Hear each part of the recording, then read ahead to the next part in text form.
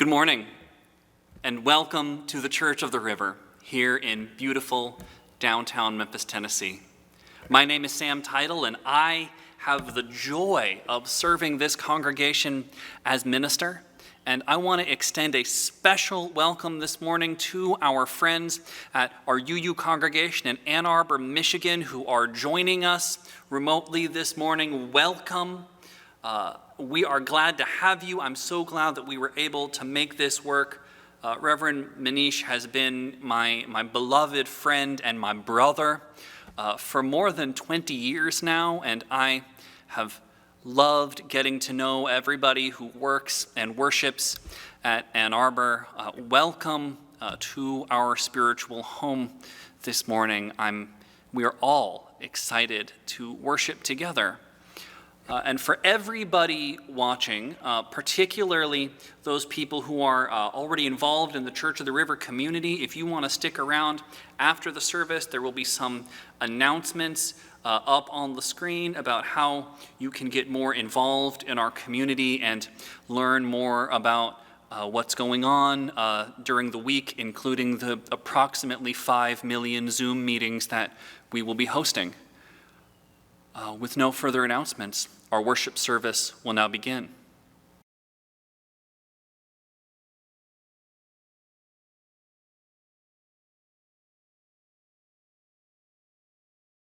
As Unitarian Universalists, we are a community of people who value truth and who value giving people information that they need to help them live the best and healthiest lives that they can. This is why we do things like we have the OWL program in our congregations, right? So because we want to give our young people the information that they need to live healthy lives and make healthy choices. And so while we've been doing these remote services during this COVID-19 pandemic, every week I've been inviting a medical professional who is a member of our congregation to give just a minute or two of real, factual, reliable medical information about what is going on in this pandemic, because there's so much misinformation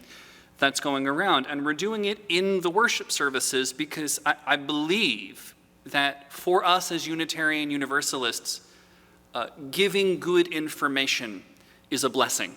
It is a sacred act. It is a religious act, and it has a place in our worship. So I'd like to introduce Church of the River's own Dr. Michael Aziz, who is going to share some information with us. Dear Church of the River and First Unitarian of Ann Arbor family, my name is Michael Aziz, and for those of you who don't know me, I'm a maternal fetal medicine fellow in Memphis. Maternal fetal medicine physicians take care of people with health problems before, during, and after pregnancy. I'm in my final year of school, and I'm about to graduate from the 28th grade, so congratulations to all of the other graduates of 2020. I hope that you are all doing well and staying safe at home.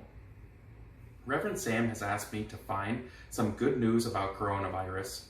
That is a pretty tall order, but I found some good news to share with y'all. Although there is no prophylaxis, vaccine, or treatment for anything other than severe disease, we have found one thing that works, and that is not getting coronavirus altogether. I was happy to see that Washtenaw County has been able to flatten their curve, and we've made great strides in Memphis as well. We have also found that wearing a mask has been very helpful and a considerate way of keeping your germs from spreading to other people. Now, here's some really great news.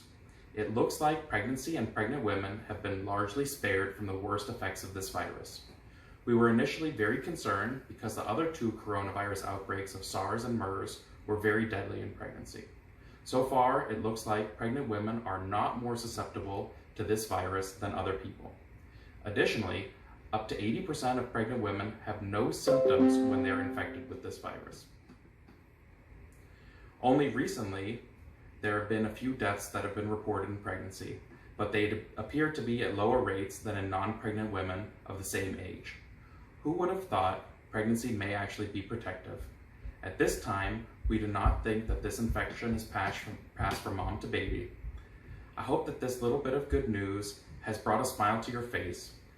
I hope that as more information becomes available, that we'll be better able to prevent infections and treat this viral illness. I know that everyone is missing how things used to be, but try to remember what it is that we are fighting for, each other. If there was ever a time that reinforced our interdependence on one another, now is that time. There is no wall, fence, moat, or weapon that can stop this virus. The only solution is to stop transmission from one person to another. If you would like any more information, remember that the CDC, as well as your county, state, and local health departments are the best sources of information. Be well, I miss you all, and remember, ultraviolet light and disinfectants are only for cleaning inanimate objects.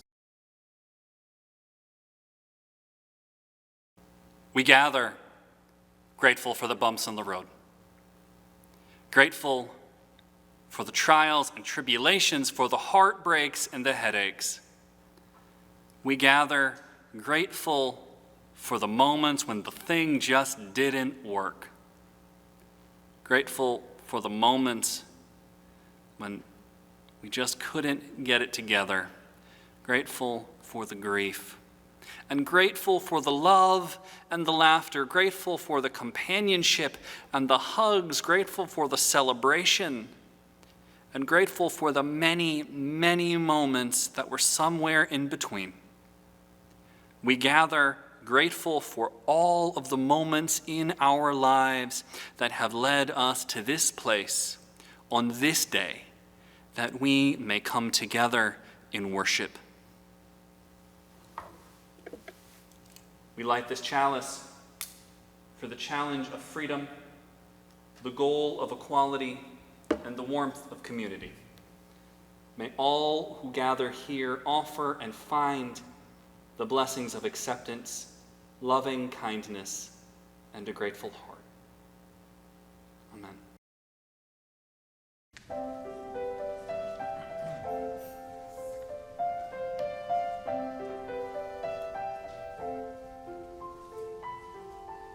Somebody hold me too close.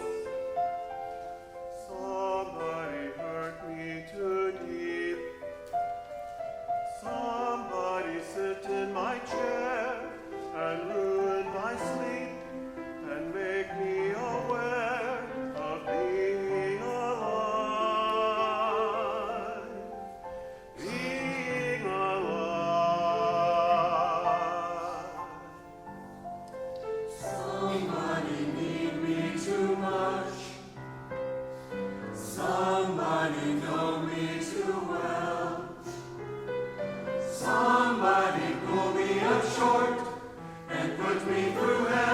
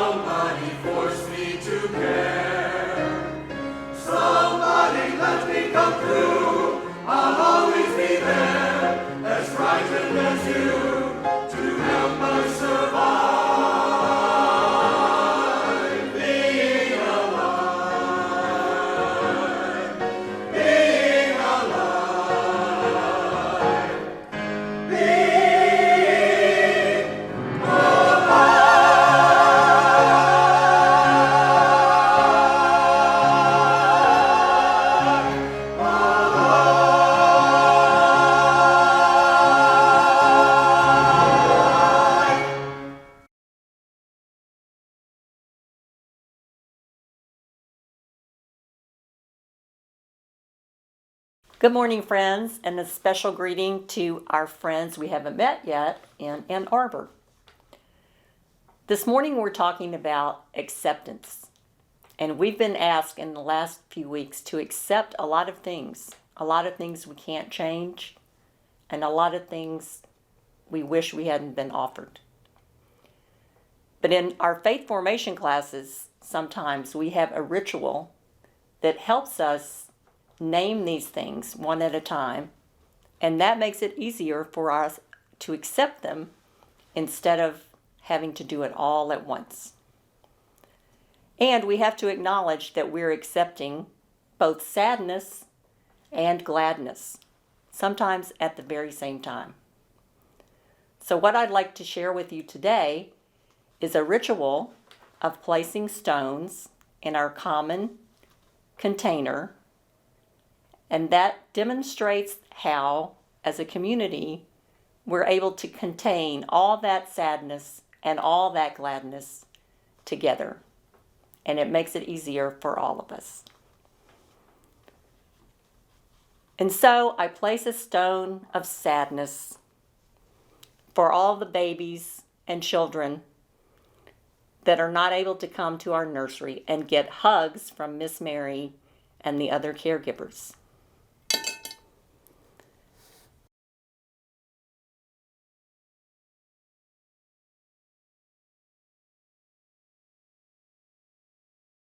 And I also place a stone of gladness for all the ways that YouTube videos and messages from our caregivers are keeping our children connected until we can be together again.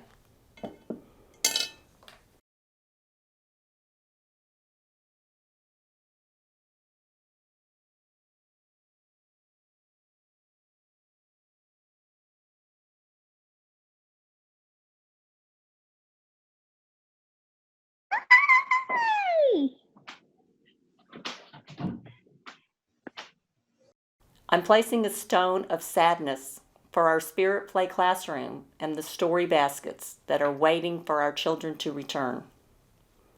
And I'm placing a stone of gladness for the Zoom meetings that we still have every week so that we can see our Spirit Play friends. Hi. This is like talk. The Queen went.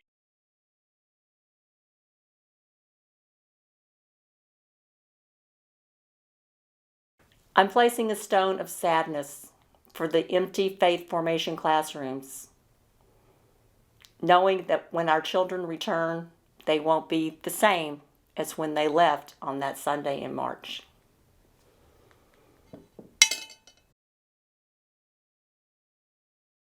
And I'm placing a stone of gladness for all the content that our faith formation facilitators are creating and still teaching by social media and videography and lots of other content ways.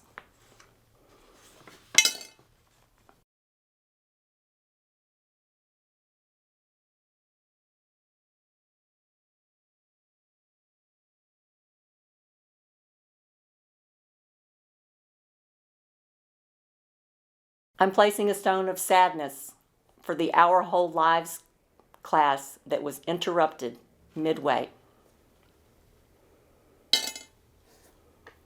And I'm placing a stone of gladness for all the ways our OWL facilitators are meeting regularly to plan how we can come together again and to keep us connected while we're apart. I'm placing a stone of sadness for all the parents and grandparents and family members who are suffering what I call the double whammy of being disappointed for themselves and for their children and their grandchildren for all those celebrations that we planned and are not able to carry out the way we planned.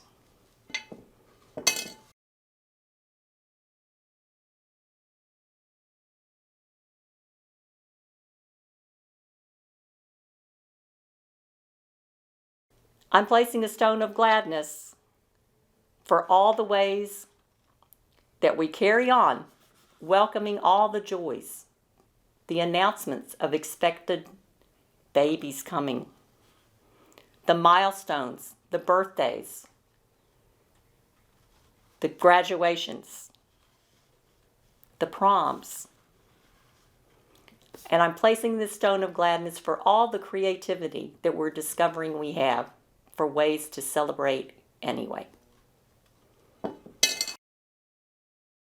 I'm placing a stone of sadness for our Church of the River events that we planned so carefully and were not able to bring to you. Kite Day, Easter, important birthdays, Mother's Day and Flower Communion, and Youth Sunday. I'm placing a stone of gladness for our core community who has come together to do everything we can to make those celebrations meaningful, despite our distance.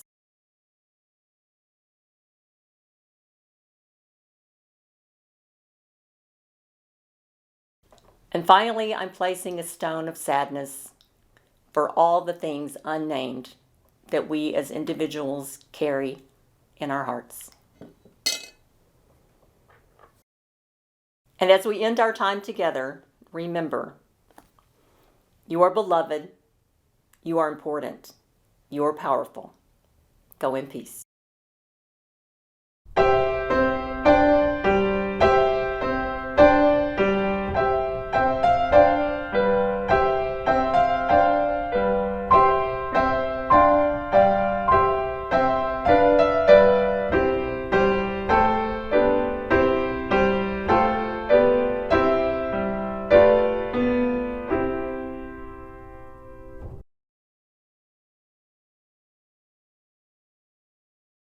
Our first reading comes to us from Annie Dillard. We are here to abet creation and to witness to it, to notice each other's beautiful face and complex nature, so that creation need not play to an empty house.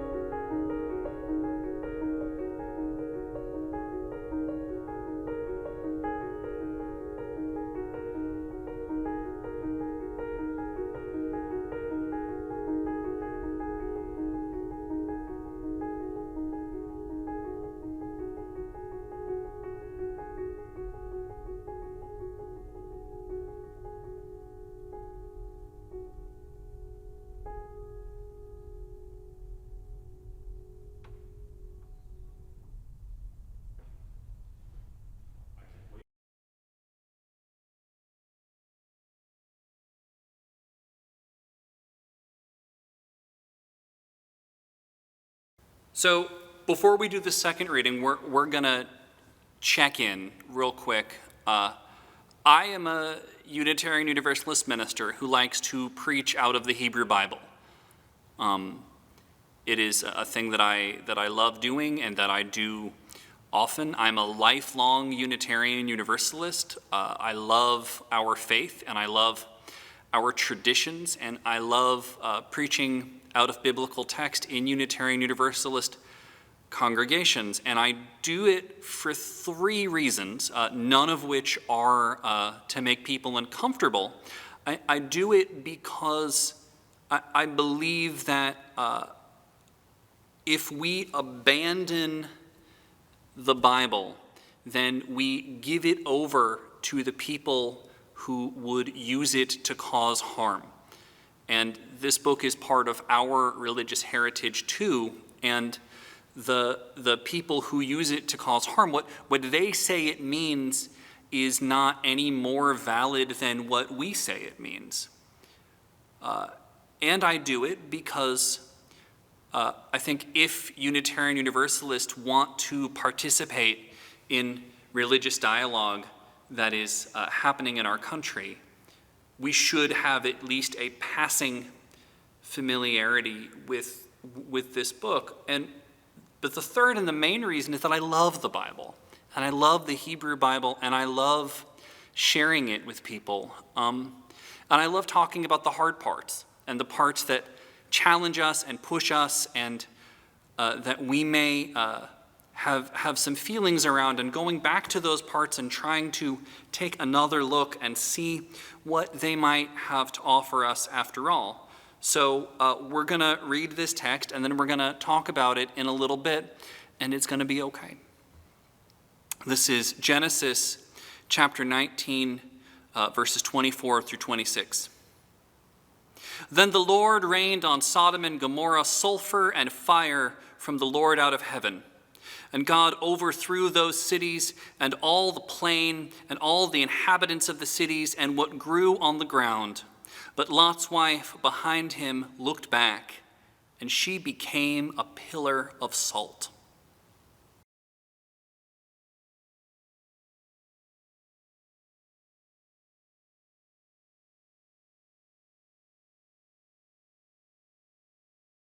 So, since we've been doing these remote services, we've been engaging with this practice of inviting clergy people from other congregations all over the country to come and lead us in our prayer, doing a guest prayer. And so this week, I'm very happy to introduce my friend Jade Sylvan. Jade just finished up their MDiv at Harvard Divinity School and is going to be starting in the fall as the ministerial intern at our Unitarian Universalist congregation in Concord, Massachusetts. And I'm really excited to have them with us to lead us in prayer this morning. Let us grieve. Let us grieve the losses both unfathomable and petty. Let us grieve the loved ones lost too soon to illness. Let us grieve the livelihoods that have been lost that kept our families well. Let us grieve the best friend's hug, the dinner party, our own interrupted lives. Let us grieve the plans we've abandoned, the dreams that now will never be. Let us grieve our own sense of certainty. This is not fair. Let us wail and gnash our teeth. Let us break things. Let us eat too much and watch too much bad TV. Let us stare into the middle distance and cry, why me? Why us? Why now? Let us long for that other timeline, the one that is not ours. Let us give up, because it is all just too much. Then, let us move slowly. Let us look around. Let us see the world, ours, what is. Let us see who is here now. Let us ask, what do you need? What can I do? Let us do what we can and let go of the rest. But our grief we will carry with us, some of it longer than others, some for our entire lives. It will smolder inside of us, sometimes cool and small, sometimes hot and swollen. We will carry it, a souvenir of having loved. And in the quiet times when we are alone and it is dark again, may we light our way by its glow. Amen, and blessed be.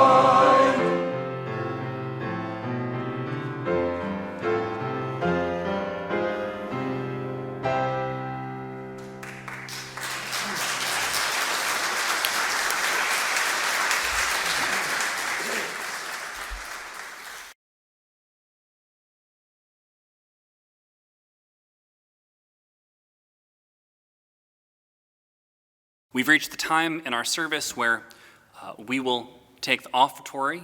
If you would like to give to the Unitarian Universalist Congregation of Ann Arbor, please go to uuaa.org/giving. If you would like to support the Church of the River, please follow the instructions on your screen.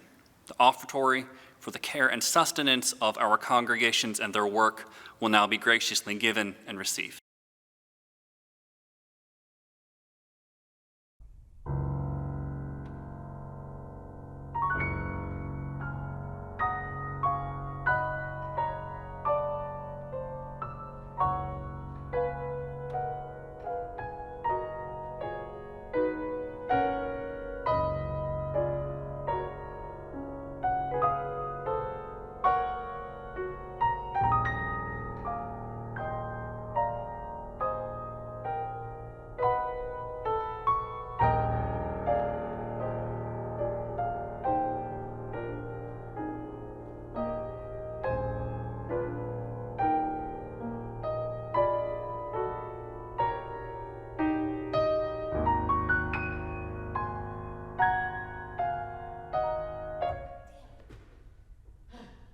All right, one more time. Sorry. Wait, okay, let me get I don't know what I'm doing here.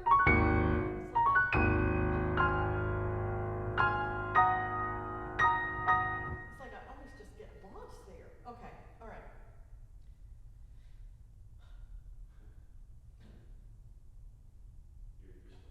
Oh, okay.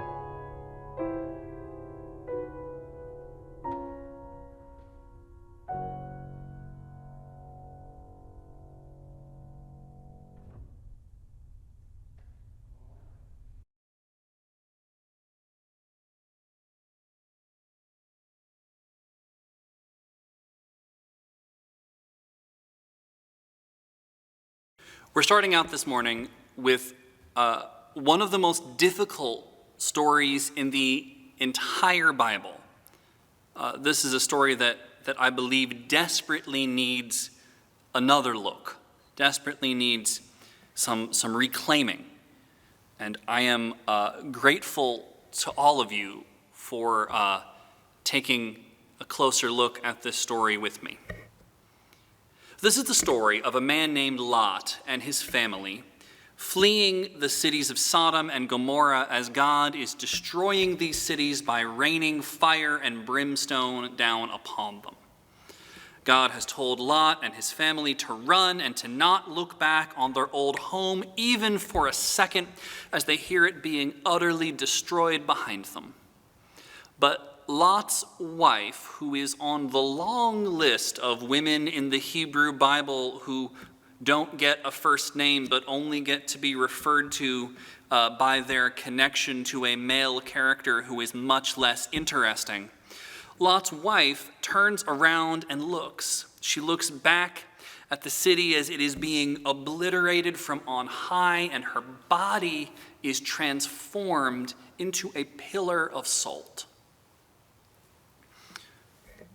So there's a lot to unpack there.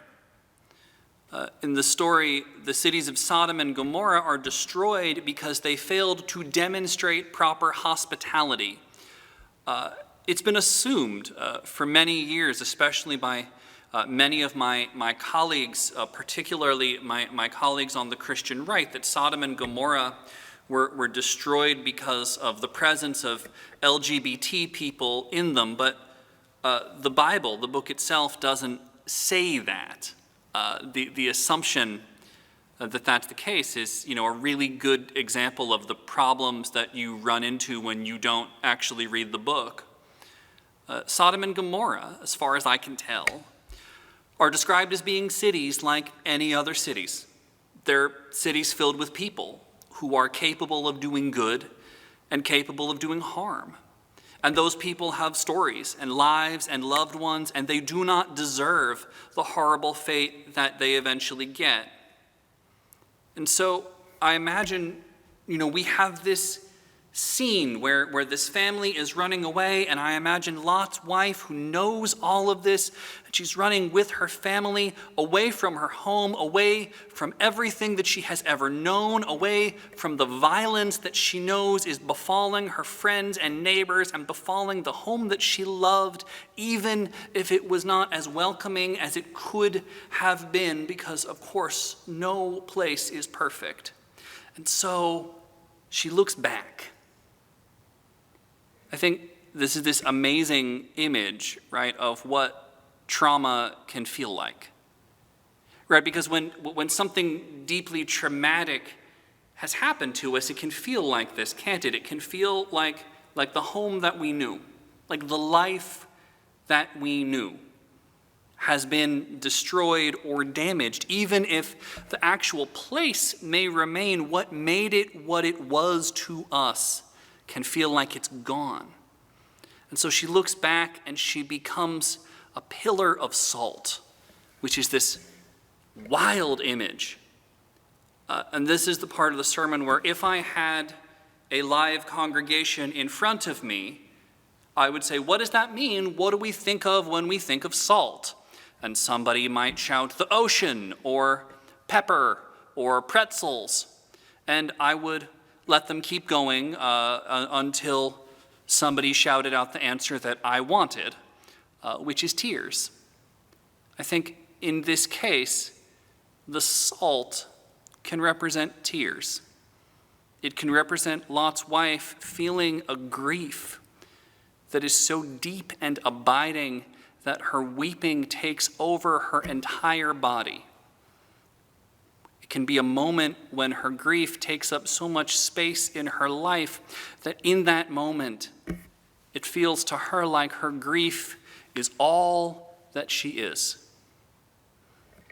And so I tell you about all of this not to depress you, but to point out that the disasters that befall a society are not just numbers and headlines. They have a profound impact on the individual people who experience them. We're living through this moment in our country and in our world when we are experiencing an almost incomprehensible amount of loss. The COVID-19 pandemic has taken the lives and livelihoods of so many people, especially older adults and people in marginalized communities. And despite the misguided assurances of our leaders, such as our president or Tennessee's Governor Bill Lee, we don't appear to be getting to the end of it yet. And so many of us are feeling afraid and anxious, and many of us are grieving and feeling as though the world that we knew, the world that we loved, imperfect though it was, has been taken from us. And even though some of the losses related to this crisis are not permanent, the grief related to those losses is still real. In the past couple of months, I've talked with 5 different couples who have had to postpone their weddings. I've talked to seniors in our Church of the River youth group who have missed their graduation and their prom.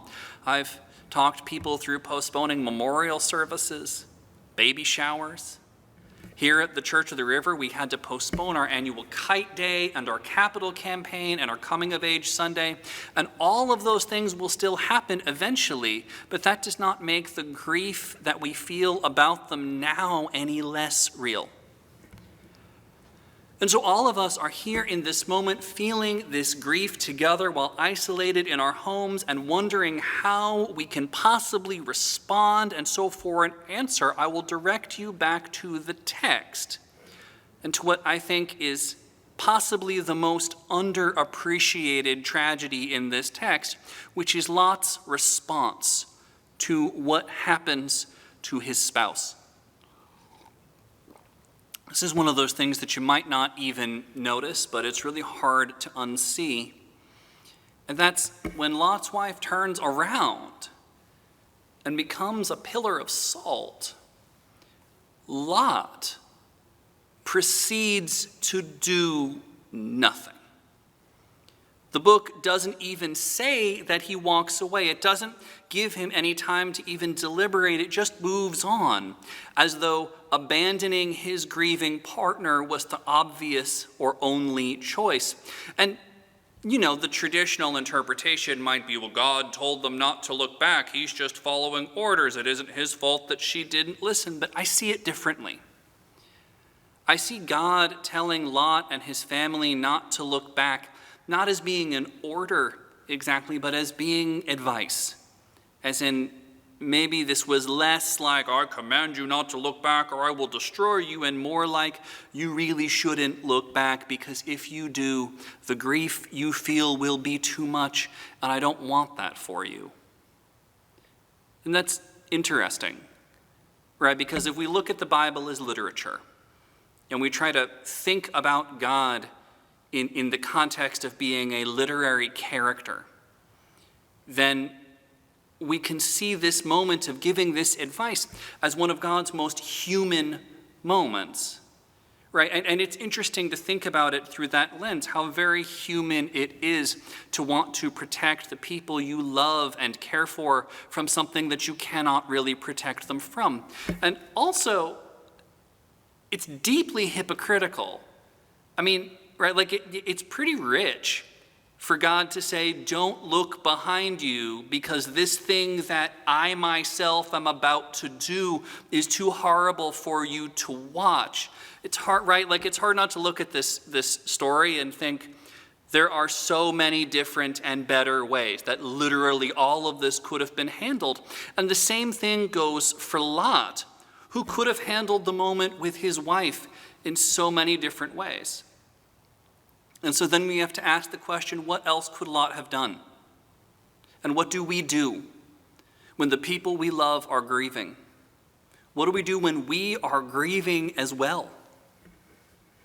We're living in a time when so many people around us are grieving, when so many people, including us, are watching horrible things befall the homes and institutions that we loved. And when big, powerful authority figures are telling us that we are better off just looking away than taking an honest look at the problems that are ultimately their responsibility. And so our task now, as people of faith living in community with each other, is to figure out how we can be present with each other, even as we are grieving, even as we are physically apart. So what do we say to a grieving person? How do you respond when somebody you love has just turned toward a painful situation and seems to have become a frozen pillar of their own despair? Because I feel like all of us have been in a situation where we felt like that, and all of us have been in a situation where we have had to accompany a person who feels like that. And so all of us know that it's very hard to figure out how to do it well. And so it's also difficult to figure out how we're supposed to do this as a society. How do we grieve together as a society when we struggle to grieve together as individuals? I do not by any means claim to be an expert on how to do this, but in my time in ministry, I feel like I've come up with, a few little things that might be useful to all of us right now. The first is to bear in mind that everybody grieves differently. So everybody is going to need different things. A huge part of accompanying a grieving person is not assuming that you know what they need. No matter how much experience you may have with your own grief or with other people's grief, their grief is unique to them. So it is vitally important to ask what they need and to believe them when they tell you. And if they say, I don't know what I need, your job is not to answer the question for them, but to simply be present if they want you to be present, and tell them that you love them, and say, hey, I noticed that you appear to have transformed into a giant pillar of salt. I am going to stay right here if you'd like. Is there anything else that I can do? So a huge part of our work together right now is to reach out to each other and ask what we need and to trust the answers that we receive.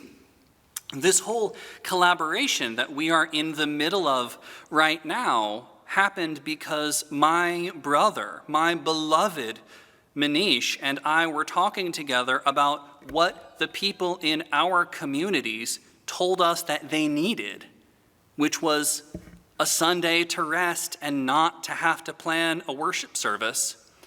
And so now here we are. Another important thing to think about when you're talking to a grieving person is to not try and fix the problem that they are having, especially if that's not what they asked you for.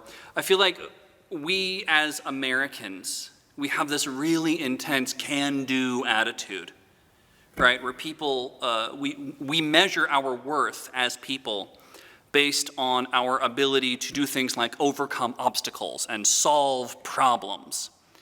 And that attitude can be toxic when we're dealing with something like grief, right? Because when we're dealing with grief, it is much more important to accept where a person is and not try to get them to a different place before they are ready. Right? Sometimes everybody just needs to be a pillar of salt for a little bit, and they don't need you to show up and try to chisel them back into a shape that is more familiar to you. And sometimes this is also hard, right? Because grieving people are not always their best and most pleasant selves, right? Dare I say, a grief-stricken person can be a little salty. And that's certainly true in regard to this pandemic. I see so many people spending a lot of time hanging out on social media and trying to fix other people's struggles and pointing out all of the ways in which other people are not quarantining correctly in rather salty ways. And I'm not talking about the people who, gather in big groups with their signs and their machine guns, and cough on each other. What those people are doing is wrong, because it is not okay to put other people's safety at risk. I'm talking about the people who get shamed for not suddenly learning to be a baker or an oil painter while they're stuck at home, or the people who listened to bad information that was presented to them, or, God forbid, the person who unthinkingly adjusted their face mask at the grocery store. Our obligation to these people, who are also grieving in the best way that they can, is to love and accompany and to listen. And that's really it. And even for the people who are protesting and being so destructive, even for those people with those horrible signs, it is still necessary for us to see those people with compassion and for us to recognize that even if their behavior is unacceptable, they are still human beings who have inherent worth and dignity. They are still people feeling hurt and loss, and they are still worthy of love and accompaniment. It's interesting. I was talking to my wife about this last night. That this pandemic is the first big global crisis of its kind to happen in the age of social media, right? And social media is this remarkably unforgiving space that demands that we all be perfect and gives us all permission to be totally uninhibited in our criticisms of each other's imperfections, right? In our criticisms of the moments when somebody has dared to be imperfect, to be grieving, to be human. And so our task now is to do better than that. Our task now is to respond to this crisis in a way that takes everybody's grieving seriously. This does not have to be a moment when we were confronted with a serious problem and turned on each other. When so many of us are finding ourselves feeling frozen and angry, like a solid pillar constructed of our own salty tears, this can be a moment when we learn to listen to each other. Our task is not to walk away like Lot did to his spouse, but to stay and to ask questions. I can't stop thinking about what would have happened if Lot and his family had stayed. What would have happened if he had stood beside his partner and said, I can see that you are hurting right now. What do you need from me? My friends, I believe that when the history of this time is written, this time can be remembered as a moment that was both horrific and beautiful. Not necessarily because the problem was fixed efficiently, not necessarily because all of us behaved our very best, but because this was a moment when even as our bodies were being kept apart, we learned to grieve together and to acknowledge that grief together and to traverse that grief together in a spirit of community, compassion, and love. Amen.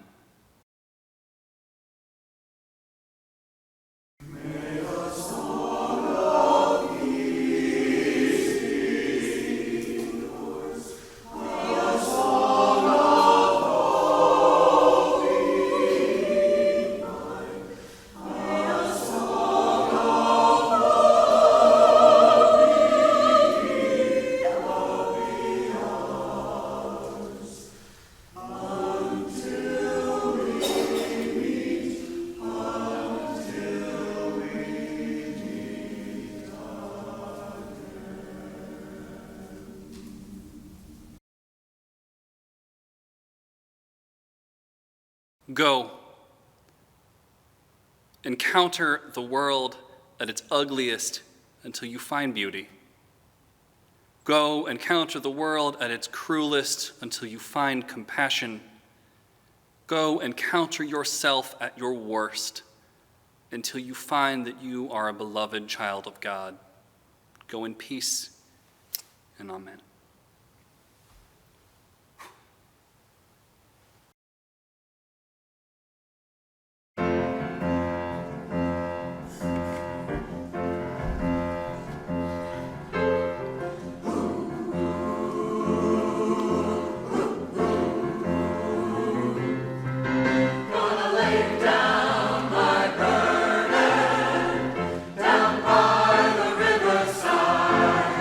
Down by